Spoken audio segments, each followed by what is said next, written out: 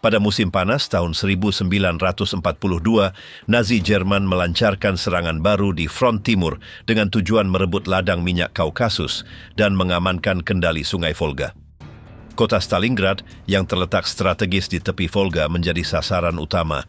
Operasi dimulai dengan pengeboman udara yang menghancurkan sebagian besar kota. Selanjutnya, pertempuran kota yang berkepanjangan pecah di mana perlawanan Soviet yang diorganisir sektor demi sektor berhasil menghentikan laju Jerman. Setiap bangunan yang hancur berubah menjadi posisi pertahanan, mempersulit pergerakan pasukan penyerbu.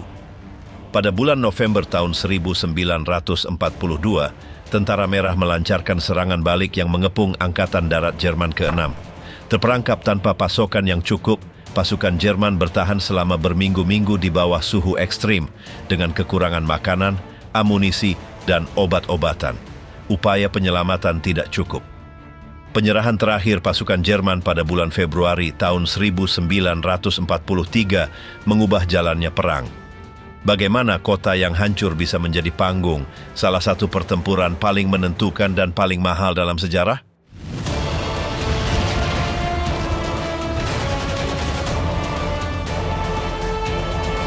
Dari Operasi Barbarossa hingga kedatangan di Stalingrad.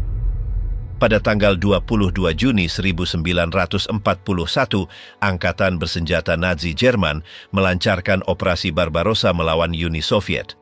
Lebih dari 3 juta tentara Jerman bersama dengan pasukan Rumania, Hongaria, Italia, dan Finlandia melintasi perbatasan dari Baltik hingga Laut Hitam.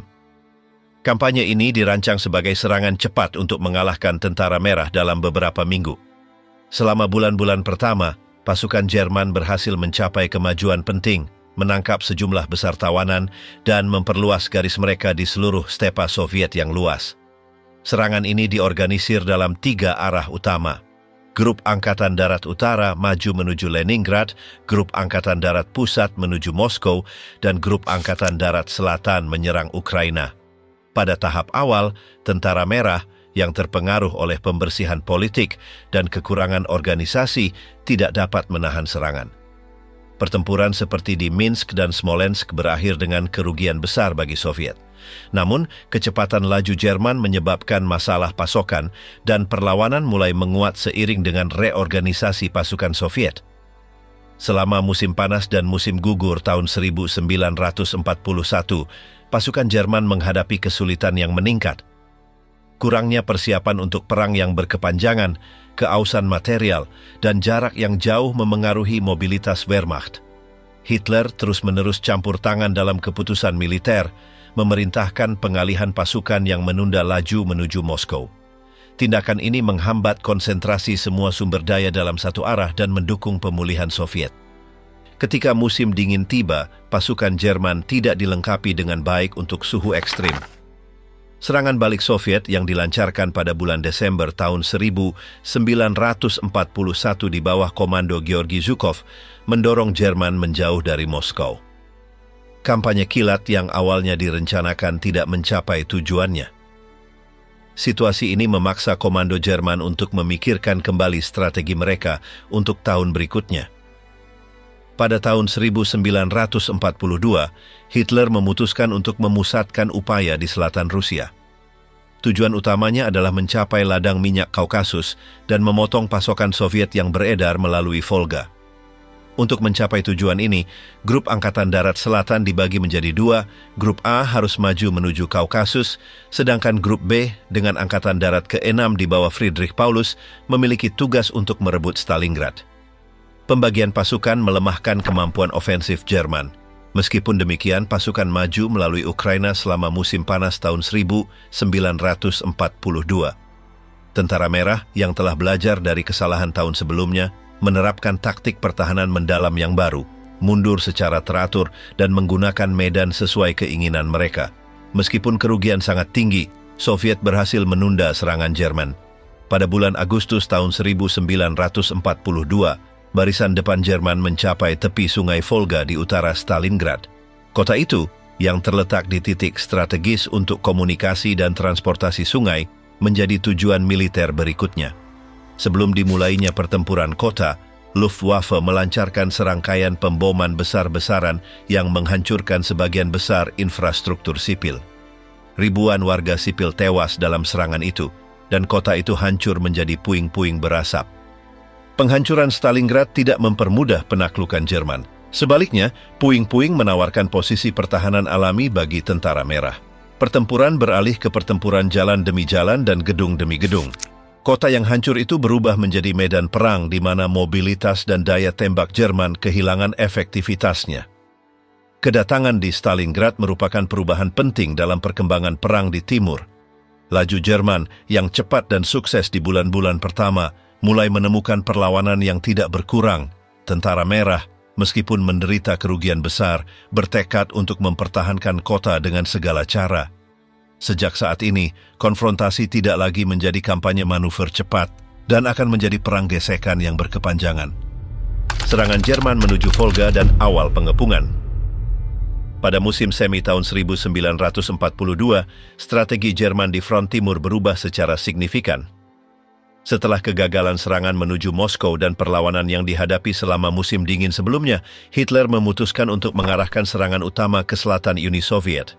Tujuan utamanya adalah menaklukkan ladang minyak Kaukasus dan mengamankan kendali atas Volga, sebuah jalur transportasi vital bagi Soviet. Grup Angkatan Darat Selatan di bawah Komando Umum Gerd von Rundstedt diorganisir ulang menjadi dua bagian. Grup A yang bertanggung jawab atas serangan menuju Kaukasus dan Grup B yang diarahkan menuju Stalingrad. Di dalam yang terakhir ini, Angkatan Darat ke-6 Jerman di bawah Jenderal Friedrich Paulus menerima misi untuk merebut kota yang menyandang nama pemimpin Soviet. Operasi ini direncanakan dengan harapan serangan cepat dan perlawanan terbatas mirip dengan kampanye pertama tahun sebelumnya. Selama bulan Mei dan Juni, pasukan Jerman bersiap untuk melancarkan serangan musim panas yang baru yang dikenal sebagai Rencana Biru. Di front selatan, pertahanan Soviet yang masih dalam proses pemulihan menawarkan perlawanan yang tidak teratur. Unit-unit Jerman yang didukung oleh divisi Rumania, Italia, dan Hongaria maju melalui Ukraina Timur dan wilayah Donbas, merebut kota-kota strategis dan memaksa pasukan Soviet untuk mundur. Seiring dengan kemajuan Angkatan Darat ke-6 menuju Volga, kondisi logistik mulai memburuk. Jarak semakin panjang dan jalur pasokan menjadi lebih rentan. Penyebaran pasukan yang disebabkan oleh berbagai tujuan strategis Hitler melemahkan kemampuan konsentrasi Jerman. Meskipun perlawanan Soviet tidak berhasil menghentikan serangan, mereka berhasil menundanya di beberapa sektor. Pada bulan Juli, pasukan Jerman mencapai bagian tengah Sungai Don. Perebutan Rostov dan pembukaan akses menuju Kaukasus dianggap sebagai kemenangan penting. Namun, alih-alih memperkuat posisi mereka, markas besar Jerman memutuskan untuk melanjutkan serangan menuju Stalingrad yang semakin memecah sumber daya yang tersedia. Keputusan ini meningkatkan tekanan pada Angkatan Darat ke-6 yang harus menyelesaikan misinya dengan sarana terbatas dan dalam kondisi yang semakin sulit. Pada akhir Juli dan awal Agustus, Angkatan Darat ke-6 mendekati Stalingrad. Kota itu yang terletak di tepi barat Volga adalah pusat industri dan transportasi yang penting. Menguasainya berarti memotong salah satu jalur pasokan utama Soviet dan melindungi sayap utara serangan menuju Kaukasus. Hitler menyadari nilai simbolis namanya, memerintahkan perebutannya sebagai prioritas mutlak. Sebelum memulai pertempuran kota, Luftwaffe melancarkan kampanye pengeboman besar-besaran terhadap Stalingrad. Selama beberapa hari kota itu diserang secara terus-menerus, menyebabkan sejumlah besar kematian warga sipil dan menghancurkan sebagian besar infrastruktur. Reruntuhan Stalingrad, jauh dari mempermudah kemajuan Jerman, berubah menjadi labirin pertahanan yang akan menguntungkan tentara merah. Pengeboman gagal menghancurkan perlawanan Soviet. Di bawah komando Vasily Chuikov, pasukan Soviet mengadopsi taktik pertahanan jarak dekat, mendekati musuh untuk mempersulit penggunaan daya tembak Jerman. Setiap bangunan, setiap pabrik, dan setiap ruang bawah tanah berubah menjadi posisi yang diperkuat. Geografi kota yang hancur sebagian menetralkan keunggulan taktis Jerman. Pada bulan Agustus, unit-unit Jerman menyeberangi Don dan bersiap untuk serangan terakhir. Perebutan Stalingrad digambarkan sebagai puncak kampanye musim panas. Angkatan Darat ke-6 mulai melancarkan serangan terhadap pinggiran kota utara, mencoba menembus ke pusat kota dan menuju Volga. Meskipun ada kemajuan awal, perlawanan Soviet meningkat karena bala bantuan baru menyeberangi sungai di bawah tembakan konstan. Markas besar Jerman meremehkan kemampuan Soviet untuk mengisi kembali pasukan dan material. Tentara Merah memanfaatkan keuntungan beroperasi di wilayahnya sendiri, mengorganisir jembatan pasokan melintasi Volga, memungkinkan pasukan pertahanan untuk tetap bertahan. Setiap meter wilayah yang ditaklukkan oleh Jerman membutuhkan upaya besar dan menyebabkan banyak korban. Serangan Jerman yang dimulai dengan cepat melambat secara progresif saat mereka masuk lebih dalam ke kota. Pertempuran menjadi semakin brutal dan jarak dekat. Harapan kemenangan cepat atas Stalingrad memudar dan Angkatan Darat ke-6 terperangkap dalam perjuangan yang melelahkan yang akan berlangsung selama berbulan-bulan. Perintah 227 dan awal perlawanan Soviet di Stalingrad. Pada tanggal 28 Juli 1942, sebagai respons terhadap serangan Jerman di front selatan, kepemimpinan Soviet mengeluarkan perintah yang akan mengubah perilaku pasukan mereka. Dikenal sebagai Perintah 227, isinya jelas dan langsung, melarang setiap penarikan yang tidak sah. Slogan "Tidak ada langkah mundur" menjadi perintah yang mengatur perilaku tentara Soviet selama bulan-bulan berikutnya. Situasi yang memotivasi perintah ini sangat kritis. Tentara Merah telah menderita kekalahan berturut-turut pada bulan-bulan pertama kampanye musim panas. Jatuhnya kota-kota strategis dan kemajuan Angkatan Darat ke-6 Jerman menuju Volga menimbulkan alarm di markas besar Soviet. Stalin, yang yakin bahwa kurangnya disiplin dan penarikan dini berkontribusi pada bencana, memerintahkan langkah-langkah ekstrim untuk menstabilkan front. Perintah 227 menetapkan pembentukan detasmen khusus yang bertugas menembak setiap tentara yang meninggalkan posisinya tanpa izin. Ini juga menetapkan hukuman berat bagi komandan yang mengizinkan penarikan yang tidak sah. Meskipun ketentuan ini keras, mereka berhasil meningkatkan kohesi unit pada saat-saat kritis. Saat Angkatan Darat ke-6 mendekati Stalingrad, komando Soviet mulai menata kembali pertahanan kota. Vasily Chuikov diangkat sebagai komandan Armada ke-62 yang bertanggung jawab atas pertahanan langsung kota. Pendekatannya didasarkan pada perlawanan dengan segala cara, menggunakan puing-puing kota yang dibom sebagai posisi pertahanan alami. Pertahanan Stalingrad diorganisir dalam sektor-sektor, masing-masing di bawah komando seorang perwira yang bertanggung jawab. Para pejuang mengadopsi taktik jarak ekstrem untuk menetralkan keunggulan artileri dan penerbangan Jerman.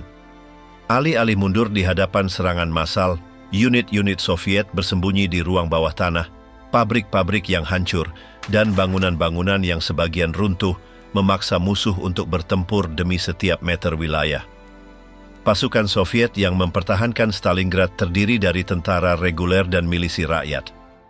Banyak warga sipil dimobilisasi untuk mendukung upaya pertahanan, menggali parit, membangun barikade, dan membantu dalam tugas logistik. Partisipasi penduduk sipil menambah dimensi lain pada pertempuran, di mana tidak hanya militer, tetapi juga pekerja, wanita, dan pemuda menahan serangan musuh. Transportasi bala bantuan melintasi Volga di bawah pemboman terus-menerus sangat penting untuk menjaga perlawanan.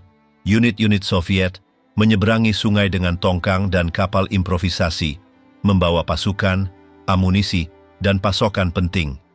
Meskipun menderita kerugian selama penyeberangan, kedatangan bala bantuan yang konstan mencegah keruntuhan segera pertahanan. Pertempuran di Stalingrad mulai bulan September dicirikan oleh bentrokan yang sangat sengit. Jarak antara garis musuh berkurang menjadi meteran, dan di banyak sektor pasukan bertempur dari dekat. Konsep front kehilangan makna biasanya, sebuah gedung dapat ditempati di satu lantai oleh pasukan Soviet dan di lantai lain oleh pasukan Jerman. Sebagai respons terhadap perlawanan yang tidak terduga, komando Jerman meningkatkan upaya mereka mengirim lebih banyak divisi infanteri dan lapis baja ke kota. Namun struktur Stalingrad yang hancur mempersulit penggunaan tank dan artileri berat secara efektif. Setiap kemajuan membutuhkan konsumsi sumber daya yang besar dan menyebabkan korban yang tinggi. Semangat perintah, tidak ada langkah mundur, meresap ke semua tingkatan pertahanan Soviet. Meskipun kerugian besar, unit-unit Soviet terus melawan. Di beberapa sektor, seluruh batalion musnah, tetapi posisi mereka segera diduduki oleh pasukan baru yang dikirim dari seberang Sungai Volga. Perlawanan di Stalingrad tidak hanya menghentikan momentum Jerman, tetapi juga mulai menimbulkan keausan yang signifikan pada pasukan penyerang. Angkatan Darat ke-6 yang terbiasa dengan kampanye cepat tahun-tahun sebelumnya menemukan di Stalingrad sebuah rintangan yang gigih yang tidak dapat diatasi dengan mudah. Pertempuran yang awalnya tampak seperti operasi penaklukan cepat berubah menjadi konfrontasi berkepanjangan yang menghabiskan pasukan dan material pada tingkat yang tidak berkelanjutan. Implementasi Perintah 227 bersama dengan reorganisasi pertahanan dan upaya kolektif militer dan sipil mengubah perlawanan Soviet di Stalingrad menjadi faktor penentu untuk menghentikan kemajuan Jerman pada musim panas tahun 1942. Pengeboman pertama dan kehancuran Stalingrad. Pada akhir Agustus 1942, kota Stalingrad menjadi sasaran serangkaian pengeboman besar-besaran oleh Angkatan Udara Jerman. Luftwaffe yang dipimpin oleh Jenderal Richthofen menerima perintah untuk menghancurkan infrastruktur industri, komunikasi dan moral penduduk sipil sebelum serangan darat.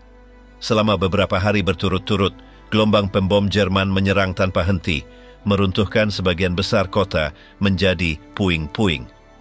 Serangan skala besar pertama dimulai pada tanggal 23 Agustus. Dalam hitungan jam, sebagian besar daerah perumahan diratakan dengan tanah. Pabrik, gudang, stasiun kereta api, dan rumah sakit hancur atau tidak dapat digunakan. Diperkirakan lebih dari 40.000 warga sipil tewas selama pengeboman awal ini. Banyak lingkungan dilalap api yang menyebar tak terkendali karena panasnya musim panas dan kurangnya sarana untuk memadamkannya.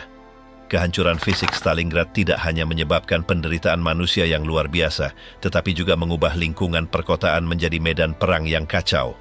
Reruntuhan, alih-alih mempermudah kemajuan Jerman seperti yang telah direncanakan, menciptakan posisi pertahanan darurat yang tak terhitung jumlahnya bagi pasukan Soviet. Setiap bangunan yang runtuh, setiap jalan yang tertutup puing, menawarkan perlindungan dan peluang penyergapan. Kehancuran tersebut sangat memengaruhi penduduk sipil yang tidak berhasil dievakuasi. Ribuan orang terjebak di ruang bawah tanah bangunan yang hancur atau mencari perlindungan di puing-puing. Banyak korban luka tidak mendapatkan perawatan medis dan pasokan dasar seperti air minum, listrik, dan makanan langka sejak hari-hari pertama pengepungan. Komando Soviet, meskipun terpukul oleh besarnya serangan, memanfaatkan reruntuhan untuk mengatur kembali pertahanan mereka. Armada K-6 Soviet di bawah komando Vasily Chuikov mulai mendirikan titik-titik perlawanan di dalam reruntuhan sehingga mempersulit kemajuan unit-unit Jerman. Prajurit Soviet menerima perintah untuk mempertahankan setiap sektor kota sampai orang terakhir, menggunakan sisa-sisa bangunan sebagai parit improvisasi. Sementara itu, unit-unit Angkatan Darat ke-6 Jerman yang diperintah oleh Friedrich Paulus menyeberangi Sungai Don dan maju menuju pinggiran Stalingrad. Meskipun ada pengeboman sebelumnya, mereka menemukan perlawanan yang lebih kuat dari yang diperkirakan. Pasukan Soviet yang berlindung di reruntuhan mulai mempraktikkan perang jarak dekat, mendekat sedekat mungkin ke tentara Jerman untuk mengurangi efektivitas artileri dan pengeboman udara mereka. Pertempuran darat pertama di Stalingrad ditandai oleh pertempuran yang sangat intens di titik-titik strategis, seperti pabrik traktor Dzerzhinsky dan depot kereta api. Penaklukan setiap blok kota membutuhkan berhari-hari pertempuran sengit, dengan kerugian manusia yang sangat besar bagi kedua belah pihak. Mobilitas, yang menjadi keunggulan Jerman dalam kampanye sebelumnya, hampir tidak mungkin di medan yang hancur. Jenderal Paulus meminta bala bantuan tambahan kepada markas besar Jerman, namun penyebaran sumber daya akibat serangan simultan di Kaukasus mempersulit pengiriman unit segar. Meskipun ada masalah ini, perintah Hitler tetap jelas. Stalingrad harus direbut dengan segala cara. Seiring berjalannya hari, pengeboman terus berlanjut, tetapi efektivitasnya berkurang. Luftwaffe yang terkena keausan menghadapi oposisi yang meningkat dari Angkatan Udara Soviet dan kekurangan bahan bakar serta suku cadang. Supremasi udara Jerman yang menentukan dalam kampanye lain mulai melemah di sektor Stalingrad. Pengeboman awal yang bertujuan untuk menghancurkan kapasitas perlawanan Soviet akhirnya mempersulit operasi Wehrmacht. Komandan Jerman gagal mengantisipasi bahwa reruntuhan akan mendukung pertahanan yang gigih berdasarkan pertempuran jarak dekat. Pertempuran di Stalingrad yang awalnya diperkirakan singkat mulai berubah menjadi pertempuran gesekan yang berkepanjangan. Pemandangan kota Stalingrad yang berubah menjadi lautan reruntuhan menandai dimulainya salah satu fase paling berdarah dalam kampanye tersebut. Kota itu, meskipun hancur secara fisik, tetap bertahan melalui perlawanan para pembelanya yang menggunakan setiap puing dan setiap tembok yang hancur sebagai bagian dari strategi mereka untuk mencegah kemajuan Jerman. Perang kota, pertempuran rumah ke rumah. Pada bulan September 1942, fase baru dalam pertempuran Stalingrad dimulai. Dengan sebagian besar kota berubah menjadi puing-puing akibat pengeboman udara, bentrokan antara tentara Jerman dan pasukan Soviet berubah menjadi perang kota dengan kekerasan ekstrim. Setiap bangunan, setiap ruang bawah tanah, dan setiap pabrik menjadi benteng kecil yang harus direbut atau dipertahankan melalui pertempuran jarak dekat. Angkatan Darat ke-6 Jerman di bawah komando Friedrich Paulus maju perlahan melalui pinggiran utara kota. Jerman menghadapi perlawanan yang secara tak terduga keras di lingkungan pertama yang hancur. Pasukan Soviet mengikuti perintah langsung untuk tidak menyerah, bertempur dari puing-puing menggunakan senapan mesin, senapan penembak jitu, dan granat tangan. Kedekatan pertempuran mengurangi efektivitas artileri dan angkatan udara Jerman. Di banyak sektor Stalingrad, jarak antara garis musuh hanya beberapa meter. Pertempuran terjadi di lantai-lantai bangunan, di terowongan bawah tanah, di stasiun kereta api, dan di reruntuhan pabrik. Satu bangunan yang sama dapat menampung tentara dari kedua belah pihak di tingkat atau ruangan yang berbeda. Gagasan front pertempuran yang jelas menghilang digantikan oleh labirin posisi yang saling terhubung dan terus-menerus diperebutkan. Strategi Jerman didasarkan pada peluncuran kelompok penyerang kecil yang didukung oleh tank ringan dan artileri bergerak. Kelompok-kelompok ini harus membersihkan bangunan demi bangunan melalui serangan cepat dan berkelanjutan.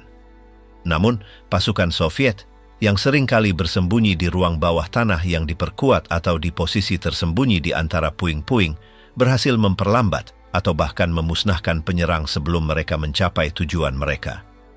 Tentara Soviet pada bagiannya mengorganisir pertahanannya melalui detasemen kecil otonom.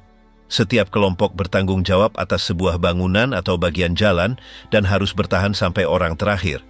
Komunikasi antara kelompok-kelompok ini sulit karena intensitas pertempuran dan runtuhnya infrastruktur, tetapi perlawanan yang meluas mencegah kemajuan Jerman yang mulus. Pabrik traktor Dzerzhinsky, pabrik Oktober Merah, dan pabrik tepung Gerhardt menjadi simbol perlawanan. Kompleks industri ini, meskipun rusak parah, diperkuat oleh para pembela Soviet dan berubah menjadi titik-titik kunci pertempuran. Selama berminggu-minggu, serangan Jerman menghantam posisi-posisi ini dengan kerugian besar di kedua belah pihak. Penembak jitu memainkan peran penting dalam fase pertempuran ini. Soviet memanfaatkan puing-puing dan struktur yang runtuh, mendirikan jaringan penembak yang menyebabkan banyak korban di antara perwira dan bintara Jerman. Salah satu yang paling terkenal adalah Vasily Zaitsev, yang aktivitasnya di pusat Stalingrad berkontribusi untuk memperlambat kemajuan musuh dan menjaga moral yang tinggi di antara para pembela. Intensitas pertempuran kota juga memengaruhi moral para prajurit. Stres yang konstan, kedekatan musuh, kurangnya istirahat, dan kondisi tidak sehat yang ekstrem menyebabkan kelelahan yang meningkat di antara pasukan.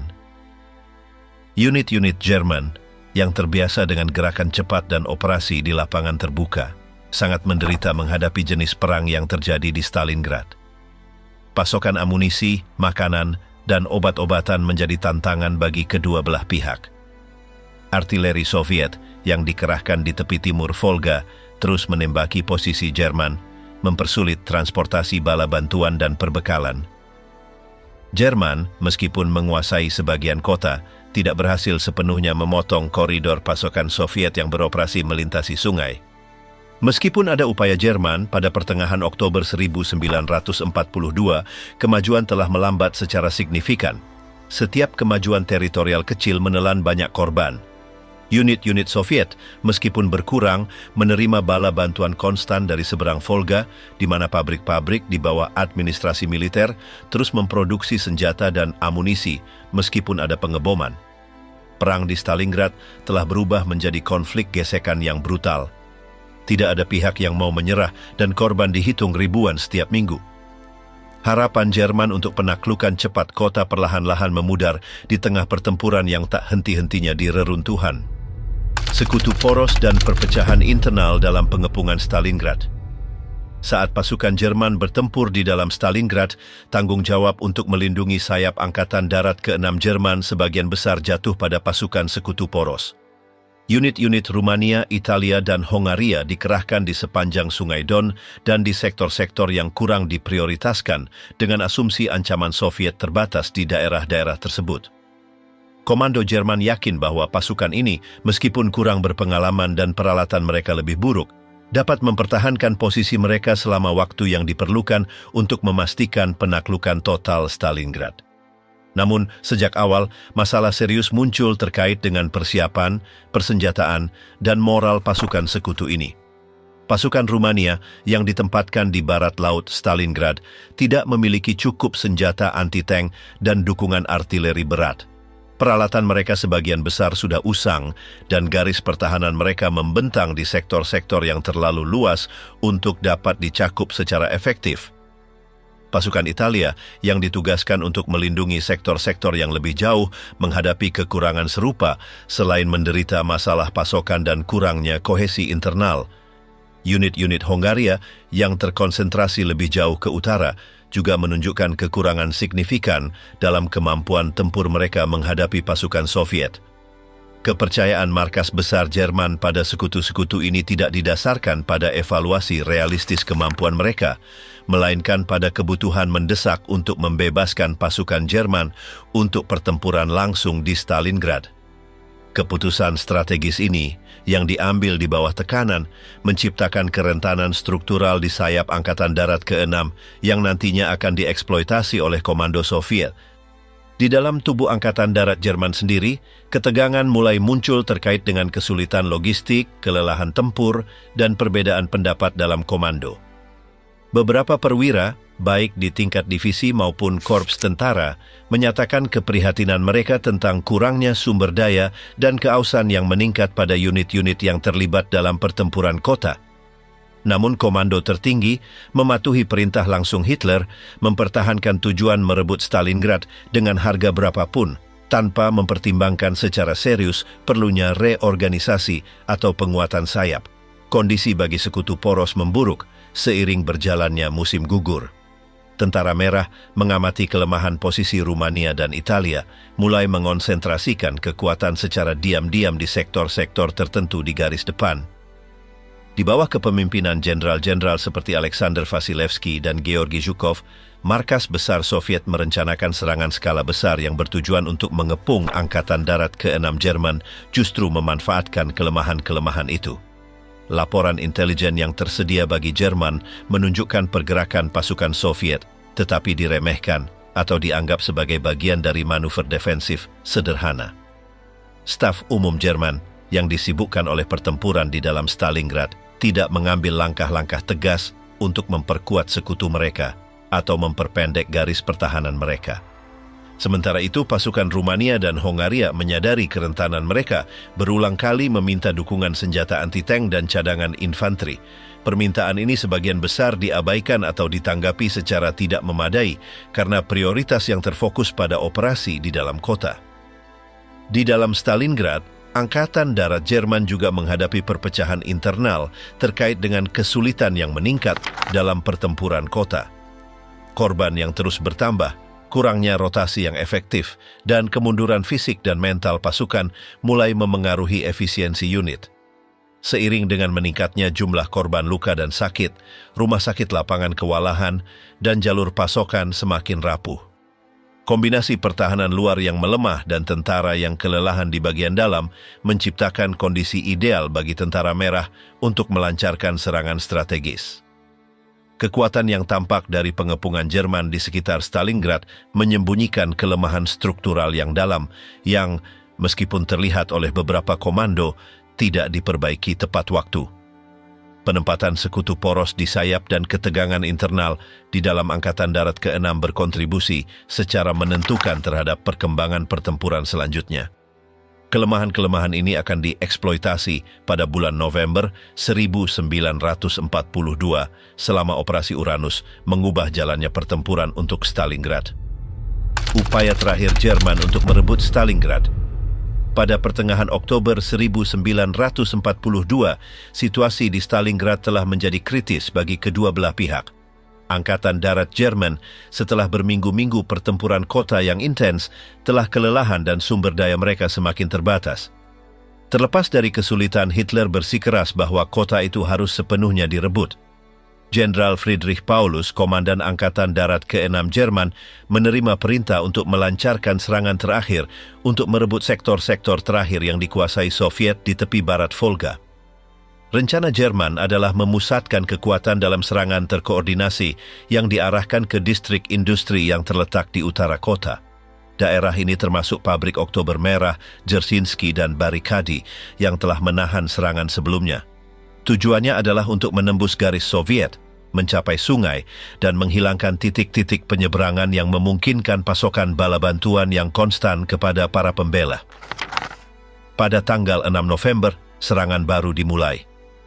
Meskipun kondisi cuaca memburuk, serangan dilancarkan dengan dukungan artileri berat dan serangan udara.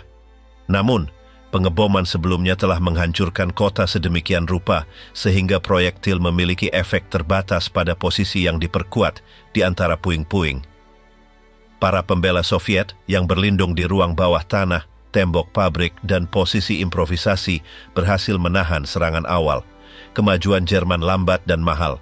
Setiap meter yang diperoleh membutuhkan pertempuran jarak dekat dan pengeluaran amunisi dan pasukan yang sangat besar. Unit-unit penyerang menderita keausan progresif. Banyak batalion yang terlibat dalam serangan terakhir hanya memiliki sebagian kecil dari kekuatan aslinya. Kurangnya rotasi yang memadai dan kelelahan fisik sangat memengaruhi moral pasukan. Sementara itu, Komando Soviet yang dipimpin oleh Vasily Chuikov dalam pertahanan langsung Stalingrad mempertahankan strategi pertahanan dalam. Setiap kali Jerman berhasil merebut sebuah bangunan atau bagian jalan, mereka menemukan garis perlawanan baru beberapa meter di depan. Taktik ini ditambah dengan pasokan bala bantuan dan amunisi yang berkelanjutan dari tepi timur Volga, memungkinkan para pembela untuk menyerap serangan Jerman tanpa runtuh. Partisipasi penembak jitu Soviet, unit serbuk khusus, dan kelompok-kelompok otonom kecil semakin mempersulit serangan Jerman. Visibilitas yang berkurang karena asap, kurangnya koordinasi antara kelompok penyerang, dan kesulitan dalam menjaga jalur komunikasi yang aman berkontribusi pada fragmentasi serangan Jerman menjadi tindakan-tindakan terisolasi dan kurang efektif. Secara paralel, situasi logistik Angkatan Darat ke-6 memburuk. Pasokan amunisi, makanan, dan bahan bakar tidak teratur karena pengeboman Soviet di jalur pasokan dan kondisi infrastruktur yang buruk. Kondisi sanitasi memburuk dengan cepat dan penyakit mulai menyebar di antara pasukan. Pada tanggal 9 November, setelah beberapa hari pertempuran tanpa henti, serangan Jerman akhirnya dihentikan. Pasukan Soviet, meskipun juga kelelahan, berhasil mempertahankan kendali atas sektor-sektor industri utama. Tujuan Paulus untuk mencapai Volga dan memotong pasokan Soviet tidak tercapai. Angkatan Darat ke-6 terjebak dalam pertempuran statis, tidak mampu menyelesaikan penaklukan Stalingrad. Kegagalan serangan terakhir tidak diikuti dengan penarikan atau reorganisasi yang signifikan. Mematuhi perintah Hitler, Angkatan Darat ke-6 tetap pada posisi mereka, terpapar pada bahaya yang meningkat dari serangan balik Soviet skala besar. Desakan untuk mempertahankan kendali atas kota yang sebagian hancur dan penolakan untuk mempertimbangkan alternatif strategis mengonsolidasikan situasi kerentanan. Pada hari-hari berikutnya, Komando Soviet mempercepat persiapan untuk operasi ofensif yang bertujuan tidak hanya untuk meredakan tekanan pada Stalingrad, tetapi juga untuk mengubah jalannya perang di selatan front timur. Sementara itu, di dalam kota, pertempuran terus berlanjut, tetapi pasukan Jerman yang kehilangan kemampuan ofensif mereka terbatas pada perlawanan di sektor-sektor yang tersebar tanpa kemungkinan nyata untuk mencapai kemenangan penuh. Operasi Uranus dan awal pengepungan Jerman. Pada bulan November 1942, Komando Soviet siap melancarkan serangan skala besar di sektor Stalingrad. Operasi tersebut, yang dinamakan Uranus, dirancang untuk mengepung Angkatan Darat ke-6 Jerman dan pasukan sekutu poros yang ditempatkan di sayap, yang melemah karena kurangnya bala bantuan dan persenjataan yang memadai. Di bawah arahan Jenderal Alexander Vasilevsky dan Georgi Zhukov, Tentara Merah memusatkan sejumlah besar pasukan, tank, dan artileri di sektor-sektor strategis di utara dan selatan kota. Persiapan operasi dilakukan secara rahasia. Unit-unit Soviet dikerahkan pada malam hari dan bersembunyi pada siang hari untuk menghindari deteksi oleh pesawat pengintai Jerman. Sementara itu, Komandan Jerman meremehkan besarnya ancaman, yakin bahwa Soviet tidak memiliki sumber daya yang cukup untuk melancarkan serangan skala besar selama musim dingin. Pada tanggal 19 November 1942, dalam kondisi cuaca buruk, pasukan Soviet memulai serangan terhadap posisi Rumania di utara Stalingrad. Di bawah tembakan artileri yang intens, garis pertahanan Rumania runtuh dengan cepat. Kurangnya senjata anti-tank yang efektif dan kurangnya pelatihan pasukan sekutu mempermudah kemajuan Soviet. Dalam hitungan jam, pasukan Tentara Merah menembus garis depan dan mulai maju ke selatan, mengancam bagian belakang Jerman. Keesokan harinya, tanggal 20 November, serangan kedua dilancarkan terhadap posisi Rumania di selatan Stalingrad. Sama seperti di sektor utara, pertahanan runtuh di hadapan keunggulan numerik dan material Soviet. Unit-unit Jerman yang terletak di antara kedua sektor serangan tiba-tiba berada dalam posisi rentan tanpa kemungkinan untuk membangun garis pertahanan yang koheren. Pada tanggal 23 November, pasukan Soviet yang datang dari utara dan selatan bertemu di kota Kalach di sebelah barat Stalingrad. Manuver ini menutup pengepungan terhadap lebih dari 250.000 pasukan poros, termasuk seluruh Angkatan Darat ke-6 Jerman, beberapa divisi Rumania, elemen-elemen dari Angkatan Darat Panzer ke-4, dan unit-unit tambahan lainnya. Pengepungan, yang dicapai hanya dalam 4 hari pertempuran, memerangkap pasukan Jerman dalam kantong tanpa akses pasokan yang aman atau kemungkinan segera untuk melarikan diri. Markas besar Jerman, terkejut oleh kecepatan dan besarnya serangan Soviet, bereaksi terlambat. Komunikasi antara Angkatan Darat ke-6 dan komando yang lebih tinggi menjadi tidak teratur karena hancurnya jalur komunikasi.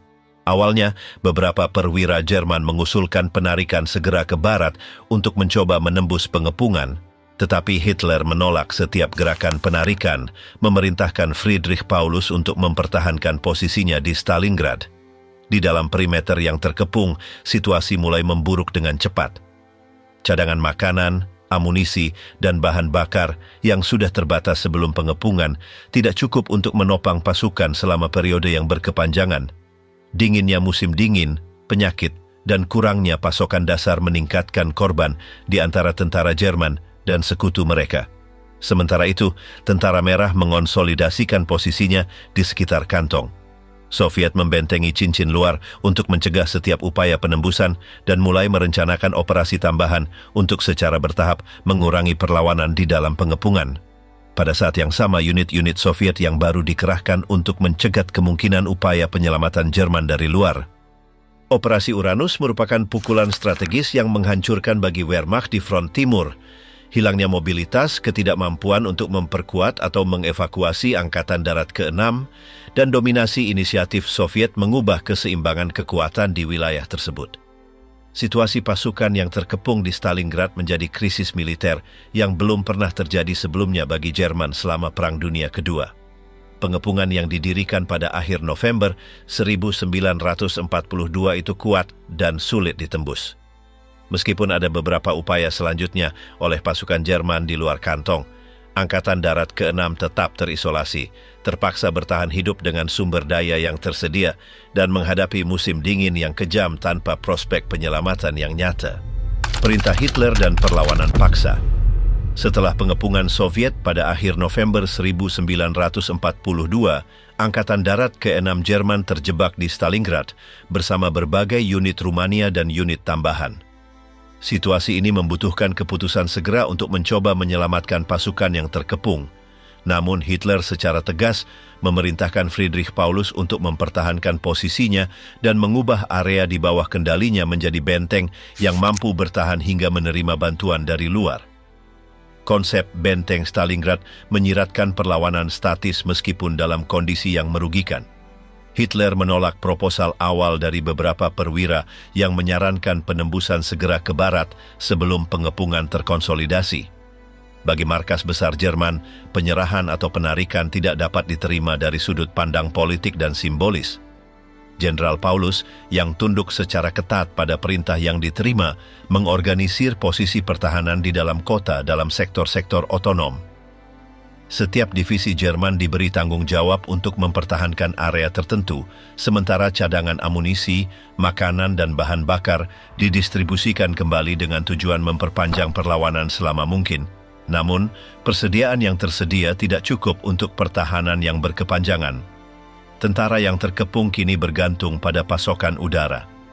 Hermann Göring, Panglima tertinggi Luftwaffe, meyakinkan Hitler bahwa Angkatan Udara Jerman dapat menjaga pasokan Angkatan Darat ke-6 melalui jembatan udara.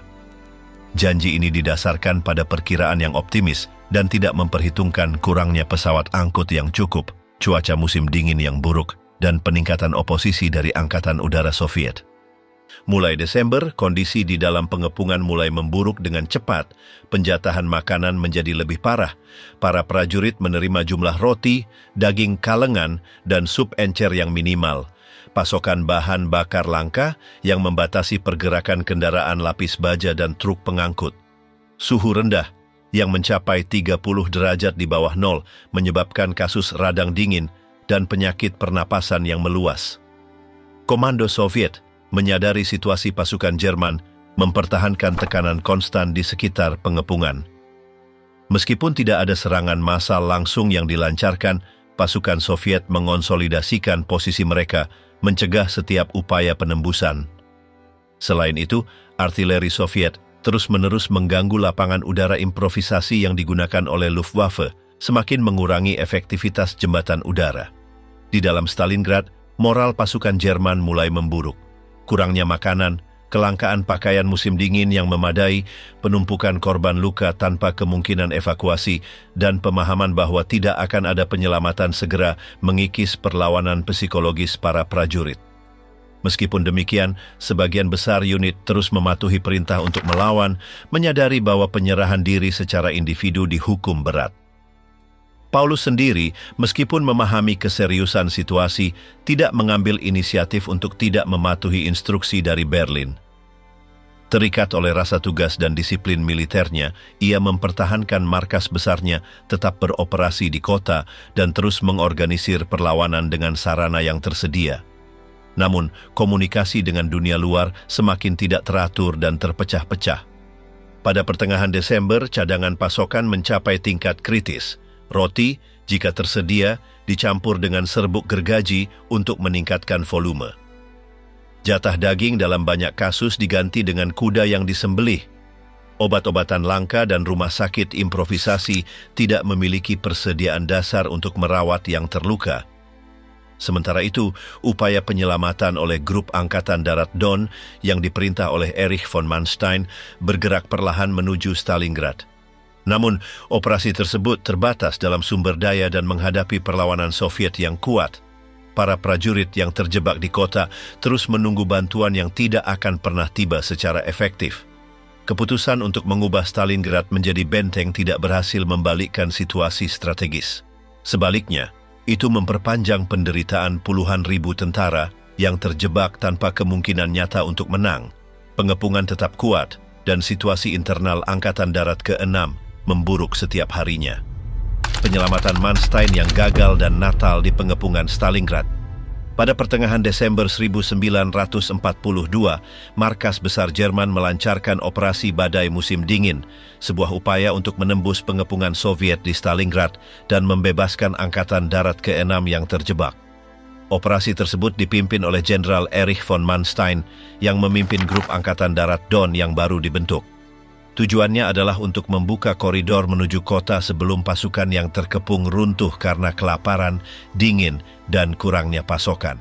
Manstein memusatkan pasukannya lebih jauh ke selatan di daerah Kotelnikovo dengan tujuan maju cepat ke utara dan bergabung dengan Angkatan Darat ke-6. Pasukan yang tersedia, meskipun berpengalaman, tidak cukup untuk operasi sebesar itu. Serangan dimulai pada tanggal 12 Desember dalam kondisi cuaca yang sangat buruk. Meskipun mencapai beberapa kemajuan awal, pasukan Manstein menghadapi perlawanan Soviet yang semakin meningkat saat mereka mendekati garis pengepungan. Di dalam Stalingrad, berita serangan itu untuk sesaat membangkitkan moral di antara tentara Jerman. Diharapkan penyelamatan dapat tiba dalam hitungan hari. Beberapa perwira bahkan mulai menyiapkan rencana untuk mendukung penembusan dari dalam, mengorganisir cadangan bergerak, dan mengonsolidasikan sektor pertahanan. Namun, setiap gerakan bergantung pada penerimaan perintah langsung dari Berlin, dan Hitler terus bersikeras bahwa Angkatan Darat ke-6 harus tetap pada posisinya, tanpa mencoba menembus pengepungan sendiri. Kemajuan Manstein, meskipun pada awalnya menjanjikan, secara bertahap melambat. Kurangnya cadangan yang memadai, kesulitan logistik, dan oposisi Soviet yang kuat mencegah serangan mencapai tujuannya.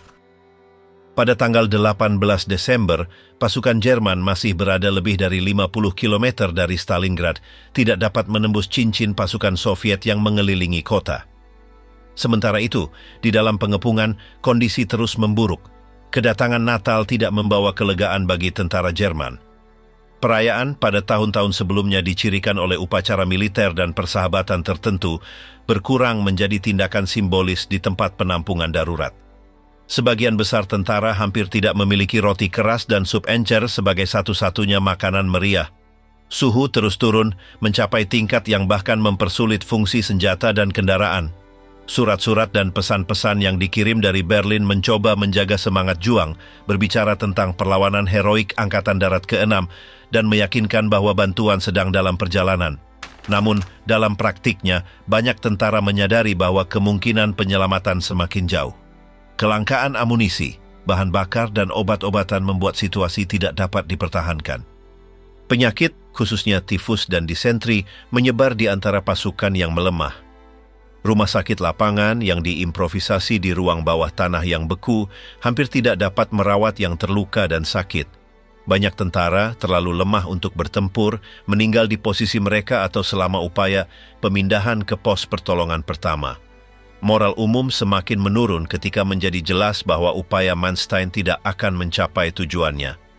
Pada akhir Desember, serangan dihentikan secara definitif dan pasukan grup Angkatan Darat Don harus mundur di hadapan serangan Soviet yang baru. Di dalam Stalingrad, konfirmasi kegagalan ini menyegel nasib Angkatan Darat ke-6. Tanpa kemungkinan untuk diselamatkan dan tanpa sumber daya untuk mempertahankan perlawanan yang berkepanjangan, pasukan yang terjebak kini hanya menghadapi dua alternatif.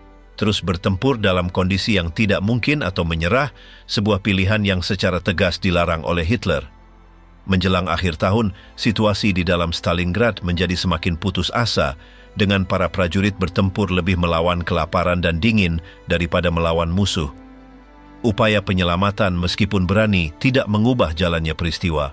Angkatan Darat ke-6 tetap terjebak dan nasibnya tampak tak terhindarkan seiring dengan musim dingin Soviet yang menunjukkan seluruh kekejamannya. Kegagalan jembatan udara dan kelelahan Angkatan Darat ke-6. Mulai Desember 1942, kelangsungan hidup Angkatan Darat ke-6 Jerman yang terkepung di Stalingrad bergantung sepenuhnya pada jembatan udara yang diorganisir oleh Luftwaffe. Hermann Göring telah meyakinkan Hitler bahwa pesawatnya akan mampu mengangkut tonase pasokan yang diperlukan setiap hari untuk menjaga pasukan tetap beroperasi. Janji ini, yang didasarkan pada perhitungan optimistis, tidak sesuai dengan realitas logistik dan meteorologi front timur. Jumlah pesawat angkut yang tersedia tidak cukup untuk memenuhi kebutuhan Angkatan Darat ke-6. Selain itu, sebagian besar pesawat adalah model lama atau kurang sesuai dengan kondisi ekstrem musim dingin Rusia. Setiap hari, Angkatan Udara Jerman menghadapi tantangan lepas landas dan pendaratan di landasan pacu darurat, di bawah ancaman konstan tembakan Soviet dan suhu yang mempersulit fungsi mesin dan sistem hidrolik. Lapangan terbang Pitomnik menjadi pusat penerimaan pasokan utama. Lapangan lain seperti Gumrak berfungsi sebagai pendukung, tetapi kapasitasnya terbatas. Pesawat-pesawat mengangkut makanan, amunisi, obat-obatan, dan kadang-kadang bahan bakar. Sebagai imbalannya, mereka mengevakuasi korban luka parah yang mampu menahan perjalanan pulang yang berat. Namun, jumlah yang diangkut tidak pernah cukup untuk memenuhi kebutuhan dasar pasukan yang terjebak. Rata-rata, pasokan harian yang dikirim bervariasi antara 80 hingga 100 ton, jauh di bawah 300 ton, yang dianggap minimum untuk menjaga Angkatan Darat ke-6 dalam kondisi operasional. Kerugian pesawat karena serangan Soviet dan kecelakaan yang disebabkan oleh cuaca buruk meningkat minggu demi minggu, semakin mengurangi efektivitas jembatan udara. Di dalam Stalingrad, situasi memburuk secara tak terhindarkan. Jatah makanan menurun drastis. Para prajurit menerima hanya beberapa ratus gram roti sehari, dicampur dengan aditif seperti serbuk gergaji untuk menambah volume. Pasukan terpaksa menyembelih kuda dan mencari segala jenis makanan yang tersedia di antara puing-puing. Kelaparan melemahkan para prajurit, mengurangi kemampuan tempur mereka, dan meningkatkan insiden penyakit. Kondisi sanitasi memburuk dengan cepat. Kurangnya obat-obatan dan peralatan medis dasar mengubah rumah sakit lapangan menjadi tempat di mana infeksi menyebar tak terkendali. Banyak korban luka tidak menerima perawatan yang memadai dan meninggal karena penyebab yang, dalam keadaan lain, dapat diobati. Tifus, disentri, dan infeksi paru-paru menyebar di antara pasukan yang kelelahan. Dingin yang ekstrim semakin memperburuk situasi. Suhu turun di bawah 30 derajat di bawah nol. Pakaian musim dingin, jika tersedia, tidak cukup atau tidak memadai. Banyak prajurit menderita radang dingin parah di ekstremitas yang menyebabkan amputasi atau kematian karena gangren. Moral di dalam pengepungan menurun secara mengkhawatirkan. Meskipun upaya propaganda resmi yang menyiarkan pesan perlawanan heroik, sebagian besar prajurit memahami bahwa penyelamatan tidak mungkin terjadi. Kombinasi kelaparan, dingin, penyakit, dan kurangnya berita positif mengikis kohesi unit. Komando Jerman berusaha mempertahankan struktur organisasi, tetapi semakin sulit untuk mengumpulkan kekuatan yang cukup untuk operasi pertahanan yang efektif. Perintah serangan balik lokal atau konsolidasi sektor hampir tidak dapat dipenuhi karena kurangnya prajurit yang mampu bertempur. Banyak detasmen hanya ada secara nominal, dengan beberapa orang yang selamat berusaha mempertahankan posisi mereka. Tekanan Soviet, meskipun tidak selalu bermanifestasi dalam serangan besar, tetap konstan melalui serangan artileri, serangan kelompok penyerang kecil, dan blokade sistematis lapangan terbang. Keausan progresif tidak dapat dihindari. Jembatan udara, jauh dari menjamin kelangsungan hidup, hanya memperpanjang penderitaan pasukan yang terjebak. Pada akhir Desember, Luftwaffe tidak lagi dapat mempertahankan upaya tersebut. Kerugian pesawat dan awak mencapai tingkat yang tidak dapat dipertahankan dan kedatangan pasokan berkurang menjadi angka simbolis. Kemampuan Angkatan Darat ke-6 untuk menahan serangan Soviet skala besar praktis tidak ada. Kegagalan jembatan udara meninggalkan Angkatan Darat ke-6 dalam situasi putus asa. Tanpa kemungkinan menerima bala bantuan atau pasokan yang cukup, tanpa kemampuan untuk menembus pengepungan, dan di bawah kondisi tidak manusiawi, kekalahan menjadi masalah waktu. Penyerahan diri Paulus. Pada akhir Januari 1943, situasi Angkatan Darat ke-6 Jerman di Stalingrad tidak dapat dipertahankan. Setelah berbulan-bulan bertempur, kelaparan dan penyakit, sisa-sisa pasukan berada di ambang kehancuran total. Upaya pasokan melalui udara telah gagal dan komunikasi dengan dunia luar sporadis dan tidak dapat diandalkan.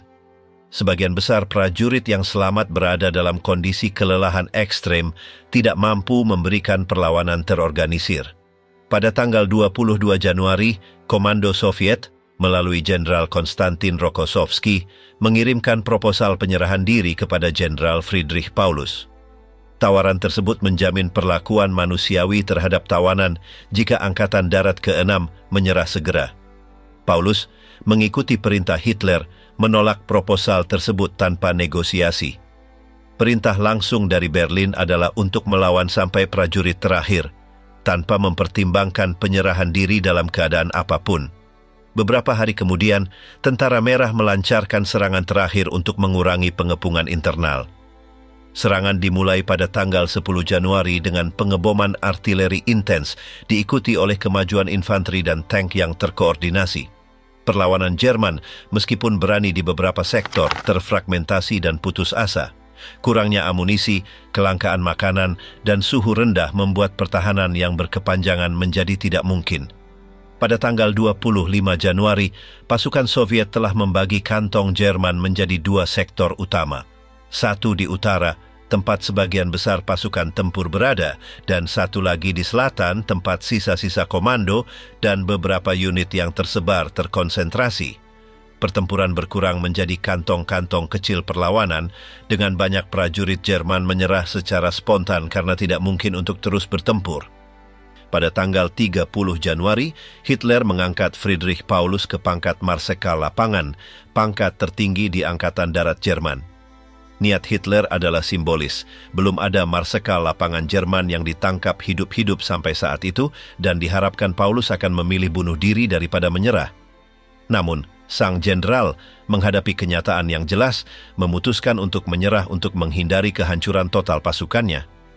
Pada tanggal 31 Januari, Paulus ditangkap di ruang bawah tanah bekas toko Univermag di pusat Stalingrad, tempat ia mendirikan markas besarnya. Ia menyerah kepada pasukan Tentara Merah tanpa perlawanan. Berita penangkapannya dengan cepat disampaikan ke Berlin, menyebabkan kejutan besar di markas besar Jerman. Setelah penyerahan Paulus, pertempuran di bagian selatan kota secara bertahap berhenti. Namun, beberapa kelompok kecil prajurit Jerman yang terisolasi terus melawan di sektor-sektor utara Stalingrad selama beberapa hari. Sebagian besar dari mereka akhirnya menyerah pada tanggal 2 Februari 1943, menandai akhir resmi pertempuran. Penyerahan Angkatan Darat ke-6 adalah bencana militer yang belum pernah terjadi sebelumnya bagi Jerman. Lebih dari 90.000 tentara Jerman dan sekutunya ditawan. Banyak dari mereka berada dalam kondisi fisik yang menyedihkan, dilemahkan oleh kelaparan, penyakit, dan dingin. Dari yang ditangkap, hanya sebagian kecil yang akan selamat dari kerasnya kamp tawanan Soviet. Staf Umum Soviet merayakan kemenangan itu sebagai keberhasilan strategis dan moral tingkat pertama. Penangkapan seorang Marsekal Lapangan Jerman bersama dengan puluhan ribu tawanan menunjukkan kemampuan Tentara Merah untuk mengalahkan pasukan Wehrmacht yang paling berpengalaman. Stalingrad menjadi simbol perlawanan dan titik balik dalam jalannya perang di front timur. Penyerahan Paulus dan kehancuran Angkatan Darat ke-6 mengakhiri kehadiran militer Jerman di Stalingrad. Kota itu, yang hancur total, tetap berada di tangan Soviet. Sejak saat ini, Tentara Merah akan memulai serangkaian serangan yang akan membawa mereka 2 tahun kemudian hingga ke Berlin. Kehancuran Stalingrad dan biaya kemanusiaan pertempuran. Ketika pertempuran Stalingrad berakhir pada bulan Februari 1943, kota itu praktis hancur. Pengeboman udara awal, serangan artileri konstan, dan pertempuran kota selama berbulan-bulan mengubah sebagian besar infrastruktur menjadi puing-puing. Pabrik-pabrik, bangunan tempat tinggal, rumah sakit, dan sekolah hampir sepenuhnya diratakan, meninggalkan lanskap reruntuhan yang hampir tidak menyerupai kota berpenghuni. Kerusakan tidak terbatas pada struktur material. Populasi sipil Stalingrad menderita kerugian besar. Ribuan pria, wanita, dan anak-anak tewas selama pengeboman awal dan pada bulan-bulan pengepungan berikutnya. Banyak yang tewas terjebak di bawah reruntuhan. Yang lain meninggal karena kekurangan makanan, perawatan medis, atau karena kondisi musim dingin yang keras. Meskipun ada upaya untuk mengevakuasi warga sipil sebelum pengepungan total, sejumlah besar dari mereka terjebak di kota dan mengalami nasib yang sama dengan para pejuang. Kehancuran itu begitu parah sehingga otoritas Soviet harus segera melakukan sensus setelah pertempuran untuk menentukan berapa banyak penduduk yang selamat di kota itu. Angka-angka menunjukkan bahwa kurang dari 1% dari populasi sebelum pengepungan tetap berada di Stalingrad pada akhir pertempuran. Mereka yang berhasil selamat menghadapi tugas berat untuk hidup di antara reruntuhan tanpa akses langsung ke layanan dasar atau tempat penampungan yang aman. Biaya manusia dalam hal militer juga sangat besar. Tentara Merah menderita kerugian besar selama operasi. Meskipun kemenangan Soviet di Stalingrad sangat menentukan, itu dibayar dengan jumlah korban yang sangat tinggi. Angka resmi menunjukkan ratusan ribu tewas, terluka, dan hilang di antara barisan Soviet akibat pertempuran jalan demi jalan, pengeboman artileri, dan penyakit. Di pihak Jerman, kerugian juga menghancurkan. Dari lebih dari 250 ribu tentara yang awalnya terjebak dalam pengepungan, sekitar 90 ribu ditawan. Namun kondisi ekstrim kamp tawanan, kurangnya makanan, dan pemindahan paksa di bawah suhu ekstrim menyebabkan kematian sebagian besar tawanan. Hanya sebagian kecil dari mereka yang akan kembali ke Jerman pada akhir perang, bertahun-tahun kemudian. Kerusakan material Stalingrad begitu luas sehingga kota itu tidak berfungsi lagi sebagai pusat industri dan transportasi selama berbulan-bulan. Sistem kereta api yang vital untuk hubungan antara Volga dan wilayah Kaukasus menjadi tidak dapat digunakan. Pabrik-pabrik yang tidak dihancurkan oleh pengeboman menjadi tidak dapat digunakan karena kekurangan personel, peralatan, dan pasokan. Upaya rekonstruksi dimulai segera setelah akhir pertempuran. Negara Soviet memobilisasi ribuan pekerja, banyak di antaranya warga sipil yang selamat, tawanan perang, dan tentara yang didemobilisasi untuk memulai tugas pembersihan dan rekonstruksi. Prioritasnya adalah memulihkan kapasitas transportasi di atas Volga dan membangun kembali infrastruktur penting untuk kelanjutan operasi militer di front timur. Di luar kehancuran fisik, Stalingrad menjadi simbol nasional bagi Uni Soviet. Perlawanan yang ditawarkan oleh para pembelanya, baik warga sipil maupun militer, digunakan sebagai contoh kepahlawanan dalam propaganda perang. Kota itu menerima gelar kehormatan Kota Pahlawan dan penduduknya yang selamat diakui secara publik atas perlawanan mereka selama pengepungan. Kenangan pertempuran juga terukir dalam ingatan kolektif Jerman. Besarnya kekalahan, tingginya jumlah korban tewas, dan penangkapan seorang marsekal lapangan memengaruhi moral angkatan bersenjata Jerman dan populasi sipil. Untuk pertama kalinya sejak dimulainya perang, Wehrmacht menderita kekalahan total dan nyata dalam skala besar yang menyebabkan perubahan persepsi umum tentang kemungkinan kemenangan cepat di timur. Stalingrad, setelah kehancuran hampir total, menjadi salah satu skenario paling lambang Perang Dunia Kedua. Pertempuran tersebut tidak hanya mewakili bencana militer bagi Jerman, tetapi juga merupakan bukti dari biaya manusia dan material yang sangat besar yang terlibat dalam perjuangan untuk menguasai front timur. Konsekuensi Stalingrad dan perubahan di front timur. Kemenangan Soviet di Stalingrad yang dicapai pada bulan Februari 1943 memiliki konsekuensi mendalam bagi perkembangan Perang Dunia Kedua. Hingga saat itu, tentara Jerman telah memegang inisiatif di sebagian besar front. Namun, kekalahan di Stalingrad menandai dimulainya serangkaian kemunduran yang akan mengubah keseimbangan strategis di Eropa Timur.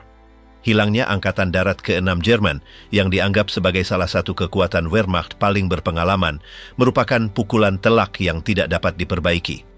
Ini bukan hanya kekalahan militer, tetapi juga bencana moral dan psikologis bagi angkatan bersenjata Jerman. Untuk pertama kalinya sejak dimulainya perang, sebuah formasi lengkap dihancurkan atau ditawan seluruhnya, bersama dengan seorang marsekal lapangan. Di Berlin, berita penyerahan Friedrich Paulus menimbulkan kegemparan. Hitler telah menaruh harapan besar pada kemampuan untuk bertahan di Stalingrad.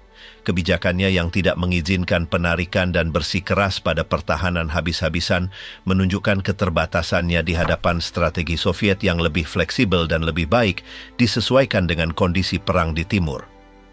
Propaganda Nazi berusaha meminimalkan besarnya kekalahan, menyajikannya sebagai pengorbanan heroik yang telah menunda rencana Soviet. Namun dampaknya terhadap moral tentara dan penduduk sipil Jerman sangat jelas. Sejak Stalingrad, keraguan meningkat tentang kemungkinan mencapai kemenangan akhir di timur. Di pihak Soviet, kemenangan di Stalingrad memperkuat kepercayaan pada kemampuan tentara merah untuk menghadapi dan mengalahkan Wehrmacht. keberhasilan Operasi Uranus yang telah menyebabkan pengepungan dan kehancuran Angkatan Darat ke-6 menunjukkan efektivitas perencanaan strategis Soviet dan kemampuan konsentrasi kekuatan di titik-titik krusial. Segera setelah penyerahan Jerman, markas besar Soviet melancarkan serangan baru di sepanjang front timur. Meskipun beberapa operasi ini menemui perlawanan Jerman yang efektif, tren umum bergeser mendukung Uni Soviet. Sepanjang tahun 1943, Tentara Merah merebut kembali wilayah-wilayah penting, termasuk Kharkov dan Kursk, dan mulai bergerak maju secara sistematis ke barat. Kemenangan di Stalingrad juga memiliki efek diplomatik. Ini meyakinkan Sekutu Barat bahwa Uni Soviet tidak hanya bertahan, tetapi juga dapat mengambil peran ofensif yang signifikan melawan Jerman.